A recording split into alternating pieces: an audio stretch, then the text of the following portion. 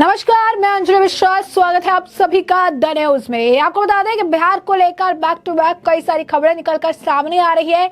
एक तरफ लगातार ये दावे किए जा रहे हैं कि नीतीश कुमार जो है वो जल्द एनडीए का हिस्सा बन सकते हैं, ये सूत्रों के हवाले से खबर है। तो वहीं दूसरी तरफ आपको बता दें कि नीतीश कुमार पर सुशील मोदी ने बड़ा हमला बोला है, तंज कसा है और कहा है कि नाक भी रगड़ लेंगे तो भी हम एनडीए में उन्हें एंट्री नहीं मिलेगी। और इसी बीच आपको बता दें कि पटना का अगर हाल बताया, आपको सम्राट चौधरी का भी बयान है, लेकिन पटना का अगर हाल बताए तो पटना के सीएम निवास में जदयू के पूर्व सांसद और विधायकों की मीटिंग हो रही है। और इसमें कई जो है उन लोगों को नहीं बुलाया गया है जो पहले किसी पार्टी का, खासकर राजद को एमपी या एमएलए रहे हैं और अभी जदयू में है, क्योंकि ऐसा ही कुछ देखने के लिए महाराष्ट्र में भी मिला था। और अचानक से आप देखेंगे कि पूरा माहौल बदल गया, जज्बात बदल गए, इमोशंस बदल गए। और ऐसा ही कुछ अब बिहार में भी खेला होने की संभावना, और यही कारण है कि किसी भी तरीके से इंफॉर्मेशन लीक ना हो, इस बात का पूरा ध्यान रखा जा रहा है। दूसरी तरफ राज्यसभा के सांसद सुशील कुमार मोदी ने बिहार के मुख्यमंत्री नीतीश कुमार पर बड़ा हमला बोला है। सुशील मोदी ने नीतीश कुमार के दोबारा एनडीए में शामिल होने की खबरों के बीच सुशील मोदी ने बड़ी बात कही है।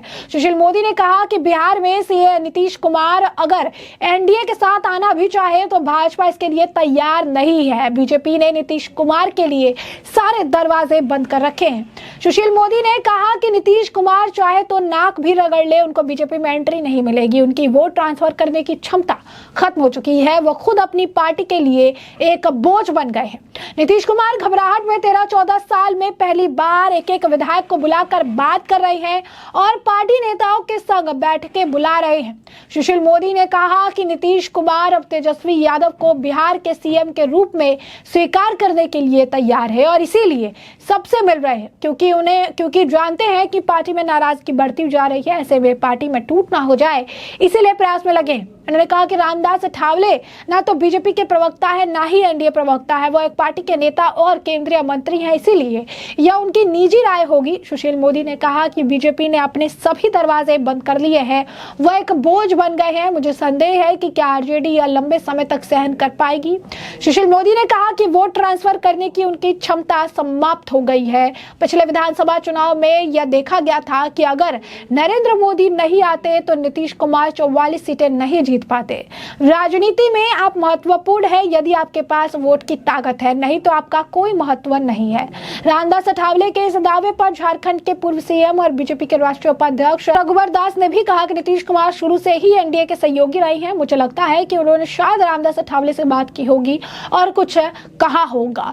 अब वैसे में आपको बता दें कि नीतीश कुमार ने कुछ दिनों पहले ही पार्टी के तमाम सांसदों और विधायकों से मुलाकात की थी, जिसकी काफी चर्चा भी हुई थी। और अब नीतीश कुमार उसी मुलाकात की कड़ी को आगे बढ़ाते हुए अगर आप कहेंगे तो पार्टी के पूर्व लोकसभा सांसद, राज्यसभा सांसद के साथ साथ पूर्व विधायक और पूर्व विधान पार्षदों से भी अपने सरकारी आवास पर जो है अणे मार्ग में एक एक करके मुलाकात के लिए बुलाए हैं। और इन मुलाकातों को लेकर बिहार में राजनीतिक हलचल भी तेज हो गई है। केंद्रीय सामाजिक न्याय और अधिकारिता राज्य मंत्री रामदास अठावले ने इसे लेकर यह कहा था कि बिहार के मुख्यमंत्री नीतीश कुमार कभी भी एनडीए में वो जो है लौट सकते हैं। उन्होंने नीतीश कुमार से महाराष्ट्र में होने वाली विपक्षी नेताओं की तीसरी बैठक में शामिल नहीं होने का भी आग्रह किया था। आपको बता दें कि Republican party of India RPI के प्रमुख अठावले ने कहा कि नीतीश हमारे हैं, हमारे पास कभी भी आ सकते हैं। उन्होंने कहा था कि एनडीए के भीतर नीतीश की कमी हमेशा महसूस की जाती रही है। जनता दल यूनाइटेड सुप्रीमो के साथ लंबे जुड़ाव का जिक्र करते हुए केंद्रीय मंत्री ने यह भी कहा था कि वो एक अच्छे दोस्त हैं, वो लंबे समय तक एनडीए का हिस्सा भी रहे हैं। जब उनका इरादा विपक्षी खेमे में जाने का था तो वो आखिर क्यों शामिल हुए। यही नहीं, आपको बता दें कि अब इस तरीके से सुशील मोदी जो है बिहार के पूर्व उप मुख्यमंत्री और राज्यसभा सदस्य सुशील कुमार मोदी ने राजद और जदयू के सांसदों को मणिपुर का दौरा करने का आईना भी दिखाया। और क्या कुछ कहा उन्होंने, यहाँ सुनिए। वो अगर आना भी चाहे तो बीजेपी तैयार नहीं है ना, और रामदास अठावले न तो बीजेपी के प्रवक्ता है ना एनडीए के प्रवक्ता है, वो एक पार्टी के नेता हैं, केंद्र में मंत्री हैं, तो उनका व्यक्तिगत विचार होगा, उनकी सदिच्छा होगी। लेकिन बीजेपी ने अपने सारे दरवाजे बंद कर रखे हैं और बीजेपी ने तय कर लिया कि नीतीश कुमार अगर नाक भी रगड़ ले, कुछ भी प्रयास कर ले, अगर चाहें भी तो भी बीजेपी उनको स्वीकार नहीं करेगी। अब देखिए वो तो एक बोझ बन चुके हैं। अब तो राष्ट्रीय जनता दल भी उनको बहुत दिनों तक ढो पाएगी, ऐसा मुझे संदेह लगता है। अब वोट ट्रांसफ़र करने की उनकी क्षमता खत्म हो गई। पिछले विधानसभा चुनाव में देखा कि अगर नरेंद्र मोदी नहीं आते तो 44 सीट वो नहीं जीत पाते। तो इसलिए राजनीति में अगर आपकी वोट की ताकत आपके पास है तब तो आपका महत्व है, नहीं तो उसका कोई महत्व नहीं है। तो इसलिए रामदास अठावले क्या बोलते हैं उसका बीजेपी के नीति और निर्णयों से कोई संबंध नहीं। तो जैसे कि आपने सुना कि उन्होंने कहा कि राजद जदयू के सांसदों को मणिपुर से पहले बेगूसराय कटिहार जाना चाहिए था। उन्होंने कहा कि राज्य में महिलाओं से बर्बरता की घटनाएं बढ़ रही है, बिजली मांगने पर गोली चलाई जाती है, शिक्षक की नौकरी मांगने पर लाठी चार्ज किया जाता है, मंत्री पुलिस जाति को जायज ठहराते हैं, शिक्षा विभाग प्रशासनिक अराजकता झेल रहा है और शिक्षा मंत्री 22 दिनों से कार्यालय नहीं आ रहा है। लेकिन मुख्यमंत्री नीतीश कुमार ने सारे मुद्दों पर चुप्पी साध ली है।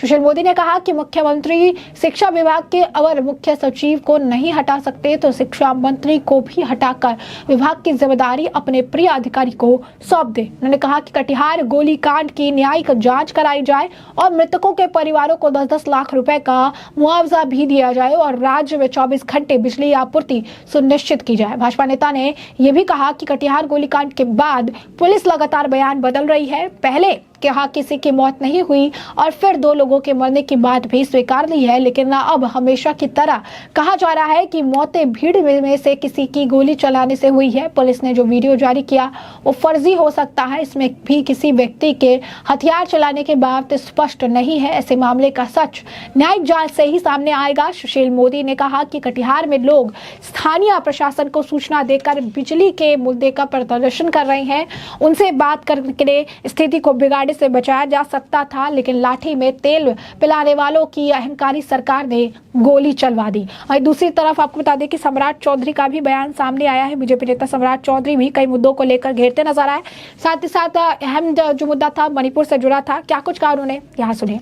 जो विपक्षी दलों की गई है मणिपुर, आज देखने के लिए हालात कैसे हैं? देखिए, उन लोगों को सबसे पहले बिहार की यात्रा करनी चाहिए। बिहार में कटिहार में घटना घटी, बेगूसराय में हमारी एक बहन को, दलित बहन के साथ अत्याचार किए गए, अररिया में एक पति के सामने एक बहन के साथ बलात्कार किए गए, इसके लिए कोई नहीं आता है। बंगाल में हमारी एक बहन जब चुनाव लड़ रही थी तो उसको करके गया, उसके लिए कोई नहीं आता है। तो विरोधी दल के नेताओं से जरूर आग्रह करेंगे कि आप यदि मणिपुर गए हैं तो बिहार और बंगाल भी आकर एक डेलीगेशन लोगों से मिलने का काम कीजिए। तो जैसा कि आपने सुना, साफ तौर पर कहा है कि सुविधा की राजनीति के बचते हुए विपक्षी दलों ने डेलीगेशन को बिहार और बंगाल में भी एक टीम भेजनी चाहिए। जिस तरह से बिहार और बंगाल के महिलाओं के विरुद्ध अत्याचार किए गए तो विपक्षी दलों का फर्ज बनता है कि बिहार बंगाल का दौरा भी जरूर करे। उन्होंने कहा है कि जो भ्रष्टाचारी है उन्हें कष्ट भी होगा और कष्ट होने के पीछे का कारण है उनका भ्रष्टाचार, जो कि लगातार बढ़ता हुआ जा रहा है। तो सम्राट चौधरी का भी ये वार था, पलटवार था, जिसके बारे में हमने हम आपको जानकारी दी है। तो ऐसे में बिहार में बड़े खेल की संभावना है। आने वाले समय के साथ स्पष्ट होगा कि क्या चल रहा है, नीतीश कुमार के साथ क्या होंगे एनडीए में शामिल, जिससे कि हम आपको अपडेट रखेंगे। फिलहाल के लिए इस पूरे मामले पर आपकी भी जो राय हो कमेंट सेक्शन में कमेंट करके जरूर साझा करिए। धन्यवाद।